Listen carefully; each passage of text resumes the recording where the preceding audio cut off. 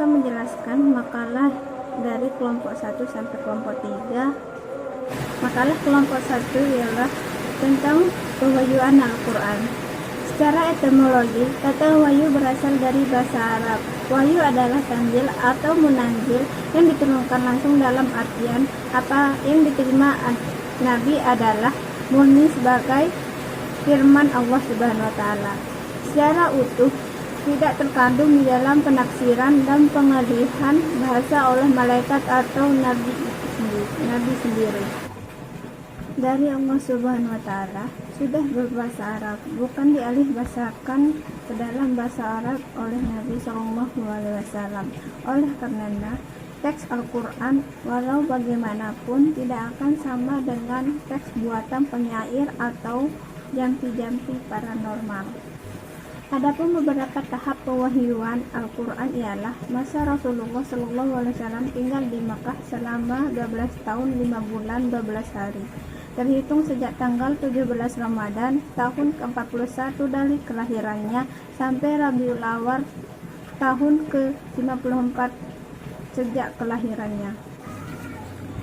Hikmah dari turunnya Al-Quran secara berangsur-angsur bagi diri pribadi Nabi Muhammad SAW adalah menepis keraguan hati Nabi Muhammad SAW akan kebenaran wahyu yang diterima surah Yunus 3:20 dan menghilangkan kegelisahan yang sering dihadapi Nabi Muhammad SAW ketika tidak lama menerima wahyu.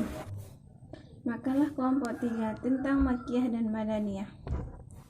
Makkiyah diambil dari nama kota Mekkah, tempat Islam lahir dan tumbuh. Kata Makkiyah merupakan kata sifat yang disandarkan kepada kota tersebut. Dan suatu yang disebut Makkiyah apabila ia mengandung kriteria yang berasal dari Mekkah atau yang berkenan dengannya. Begitu pula dengan Madaniyah. Ia diambil dari kota Madinah, tempat Rasulullah SAW dan berhijrah dan membangun masyarakat Islam serta mengembangkan Islam ke segala penjuru dunia. Perbedaan Makkiyah dan Madaniyah dari segi bahasa. Umumnya surat-surat Makkiyah ayat-ayatnya pendek dan kuat pendalilannya, sedangkan Madaniyah ayat-ayatnya panjang menyebutkan hukum-hukum secara khusus. Dari segi isinya, umumnya surah-surah Makkiyah menetapkan tentang tauhid dan akidah yang selamat, secara khusus yang berkaitan dengan tauhid uluhiyah dan percaya dengan hari kebangkitan. Sedangkan Madaniyah secara umum menerangkan tentang perincian ibadah dan muamalah, karena yang diajak bicara orang-orang telah terikat dalam jiwa mereka tauhid dan akikah yang selamat. Ciri-ciri spesifik Makkiyah dan Madaniyah. Ciri-ciri Makkiyah. Pertama, di dalamnya terdapat ayat sajadah. Ayat-ayat dimulai dengan kata kallah, dan ayat-ayat mengandung tema kisah para nabi dan ulama-ulama terdahulu.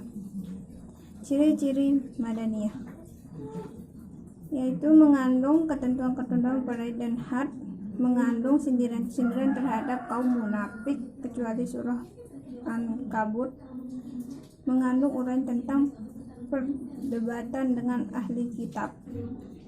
Surah Makkiyah mengandung keterangan dan penjelasan tentang keimanan, perbuatan baik dan jahat, pahala bagi orang beriman dan beramal saleh, siksa bagi orang-orang kafir dan durhaka, kisah para rasul dan nabi, cerita umat terdahulu, dan berbagai perumpamaan untuk dijadikan teladan dan ibarat.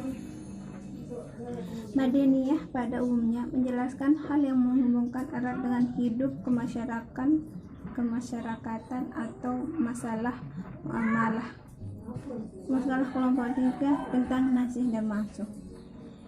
Nasih ialah mengangkat atau menghapuskan hukum syara dengan dalil syara. Nasih ialah dalil syara yang menghapus atau mengangkat suatu hukum, dan mansukh ialah hukum syara yang telah dihapus atau diganti.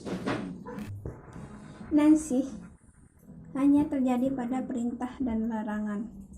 baik yang diungkapkan dengan tegas dan jelas maupun yang diungkapkan dengan kalimat berita atau khabar yang bermakna amar perintah atau nyai larangan.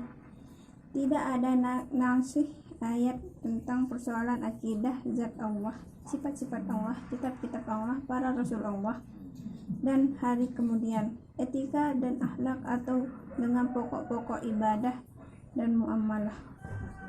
Para ulama berbeda pendapat tentang tidak adanya nasih mansukh dalam Al-Quran, sedangkan hadis yang dinasihkan oleh ayat Al-Quran, jamhur ulama mengakui adanya hal tersebut, dan ayat Quran yang dinasihkan oleh hadis, para ulama sepakat hal tersebut tidak ada.